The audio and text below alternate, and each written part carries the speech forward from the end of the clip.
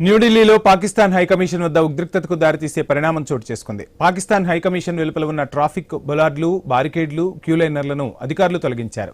Visa విభాగం సమీపంలో ఉన్న ఈ నిర్మాణాలు హైకమిషన్ నిర్దేశిత పరిధికి వెలుపల ఉన్నాయని అధికారులు తొలగించారు. ఇస్లామాబాద్లోని భారత హైకమిషన్ వెలుపల పాకిస్తాన్ అధికారులు భద్రతా బారికేడ్లను తొలగించిన 3 రోజులకే ఢిల్లీలో ఈ పరిణామం చోటు చేసుకోవడం చర్చనీయాంశంగా మారింది. పాకిస్తాన్ హైకమిషన్ వెలుపల రైలింగ్లు, గేట్లు, లోహపు ఫ్రేమ్లు, పైకప్పు షీట్లు, ఇటుకలు, కాంక్రీట్ శిథిలాలు కనిపించాయి. మరోవైపు జమ్మూ కశ్మీర్ అంశంపై అమెరికా, పాకిస్తాన్ మధ్య దౌత్యపరమైన వివాదం కొనసాగుతున్న వేళ ఈ పరిణామం చోటు చేసుకుంది. శ్రీనగర్ పర్యటనలో అమెరికా రాయబారి సెర్గియో గోర్ జమ్మూ కశ్మీర్ను భారతదేశంలో ఒక ముఖ్యమైన భాగంగా అభివర్ణించారు.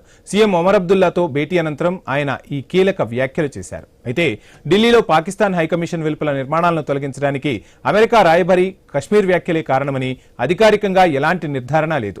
అధికారులు కూడా కారణాలను బహిరంగంగా వెల్లడించలేదు. అయినప్పటికీ ఇస్లామాబాద్లో భారత హైకమిషన్ వద్ద బారికేడ్ల తొలగింపు, ఢిల్లీలో పాకిస్తాన్ హైకమిషన్ వద్ద తాజా చర్యలతో భారత్ పాక్ మధ్య దౌత్య ఉద్రిక్తతలపై మరోసారి చర్చ జోరందుకుంది.